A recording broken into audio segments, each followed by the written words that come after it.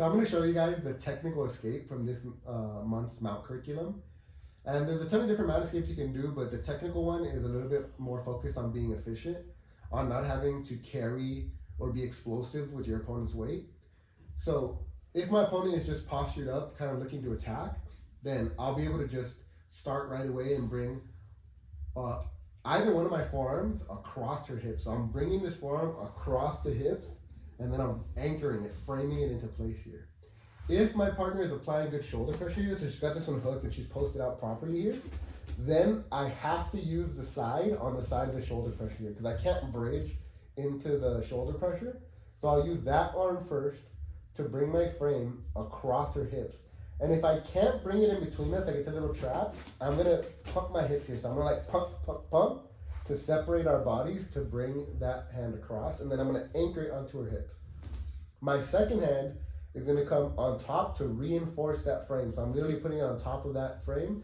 And then I'm bringing my elbow and my forearm across her thigh here, right? To block that knee. So now her hips can't move up. So once I'm there, I'm gonna look to turn completely onto my side here, right? So I'm gonna start turning onto my side towards my opponent's post here, right? And I wanna make sure that I turn completely, that I stack my hips over each other and my shoulders over each other. Once I'm here, I'm gonna look to use my top leg here to capture her ankle here, right? So if I can, I'll just step that heel to her ankle and then I'll pull her leg in between my legs, right? If I can't reach her knee, like the knee's a little high here, so bring this knee up high, right? The knee's a little high and I feel like I can't reach it, I'll use my elbow to push that ankle down to make it a little bit easier to catch. And then finally, if I really need to, I'll use my foot to scoop under her ankle and pull it in between my legs to catch it, right? Once I've caught it, I'm gonna use my elbow to push the knee in between my legs. And then as I'm doing that, I'm gonna bring my mat side knee to my chest to make it easier. So I push the knee down and I bring my knee to my chest. And you see how that makes the knee drop in between my legs? Once the knee has dropped in between my legs, I'm gonna get my hips over the top of the knee. If you look at it right now, my thigh is over the top of the knee and I would like my hips to be there. So I'm gonna scoop my hips over that knee and go flat to my back, all right? And then as I do that, if you notice my frame starts to fall away here, I'm gonna use the hand that was framing across her thigh and turn that into an underhook here. And I'm gonna threaten with that underhook, looking to get up here. My partner is gonna sink back and settle against that threat and not let me use it here. So with my opponent killing the threat of this underhook and focused on that, she kind of settles her weight back. So I'm able to pummel this arm out and create a frame across her throat and on that far shoulder. My other hand is gonna reinforce that frame against that far shoulder. You see how that starts to create a little bit of space in between us? I'm gonna push with that frame and use that space to bring in my knee shield in between us. And I want my knee shield right into her sternum here, okay? And then with my knee on her sternum, I'm gonna start to drive, and that's gonna really threaten to push her back, right? So in order to avoid that, she's gonna drive back and create that pressure. And that lifts her butt off her heels and allows my mat side leg to come through knee to chest and step on this hip. Then I'm gonna push and step the second foot on the hip, and then together I'll use both my feet to push. So now I'm gonna go over a couple of the mistakes and like the key details to make the technique work here. So I'm gonna start the same, like I said, is just bringing my forearm across the hips here. And whichever side my opponent is applying the shoulder pressure, I'm committed to moving away from that side. I can't bridge into a really strong shoulder pressure, or better yet, I can't turn to my side into really strong shoulder pressure. So she determines which way I'll start the escape by applying that pressure. So in this case, she'll apply it on this side here.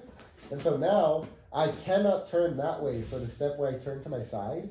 And so that means that I have to do my work in this direction towards what I call the open side of the mount here, right?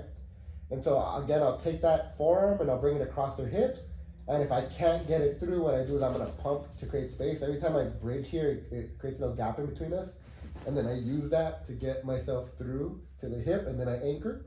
And then my second hand is gonna support it, and then I'm gonna bring my elbow across her thigh and block the knee here, right? So that kind of traps her hips into place. Now, I don't have the threat of an arm bar coming or any type of attack, right? In order to start attacking, she wants to raise her hips up and isolate my arms. And so the first thing I'm doing is I'm keeping myself safe by keeping her hips into place. Then I've got to turn to my side. And I've got to turn all the way to my side, right? So there's a couple ways to do this. I can do the classic bridge and shrimp technique, which would be literally like planting my feet, doing a big bridge into her, shrimping away, and then that gets me to my side. But obviously that's a little bit antithetical to our efficient escape here. So instead of doing the bridge and shrimp way, which is still an option if you'd like, I'm gonna do a little bit of a more efficient way to turn to my side, which is I'm gonna take my top leg here and I'm gonna plant it on the mat. I'm gonna take the leg that's closest to the frames here, and then I'm gonna kick it back through my leg here, right? See, I have posted it now, and I'm gonna kick it back through. And then as I kick it back through, that's gonna force my hips to turn onto their side. You see that? And now that my hips are on their side, it makes it a lot easier to start turning my shoulders as well. All right? So I do that kick back to turn my hips, and then I fight my shoulders through on their side as well. All right? Once I've gotten fully to my side, I look to capture that ankle. And like I said, if that knee is a little bit too high, then I'll need to push it down into place in order to capture it. I go heel to ankle and I pull it in. Or if I need to, then what I'll do is I'll scoop it up with the toes, right? I bring the toes under the ankle and scoop it, and I capture it that way, all right? Then I'm gonna drive the knee down in between my legs and bring my mat side knee to my chest. And I wanna get this knee down to the mat in between my legs. So I drive and bring that knee up, and that brings it to the mat. Now I need to shift my hips over that knee. So I shift them and I go flat. And then as I go flat here, my frames fall away from the hips, and I wanna start to attack this underhook here, right? And if my partner doesn't react to the threat of this underhook, right? If she stays a little bit too stubborn with her grips here, she stays on that mount, right? She's trying to pretend like she's still mounting me. Then ignoring this threat is gonna cost her. I'm gonna start to wrestle up with this underhook. Underhooks win battles here, right? So I'm gonna start shooting this underhook through and start to come and wrestle up. And if she completely ignores it, I will eventually toss it over and come up to my knees and wrestle up, and I'll win the position that way. Right? So, down here. So of course, her knowing that, she's not going to completely ignore it. So as I try to do it, she's going to sink back onto her butt and her knees, and then use her body to pin this underhook flat, so now I cannot lift her with it. But as a result of that, I'm able to now pummel this arm out and create my frame across her neck here. So now that I've got that frame on her neck, I'm gonna take my other hand and I'm gonna reinforce it, and together I'm gonna push away, right? If she's doing a really good job of keeping the space closed in between our bodies, I'm not gonna be able to bring that knee in. So I use my elbow on her throat to push her head away. And then her body follows the head, creating a little space in between us, and allowing my knee shield to come in between us. And I wanna put it into her sternum here, right? And from here, I'm gonna drive away with this knee on her sternum. If she doesn't address that, she's gonna like fall back to her hands. She can potentially get swept here, right? So of course she won't do that. She'll feel that pressure and she'll start to drive. And as she drives, you see how her butt comes off her heels?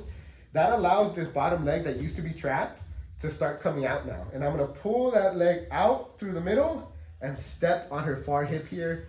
I'm gonna push out and step on the other hip. And then together I'm gonna go to kick her all the way out. She'll sit up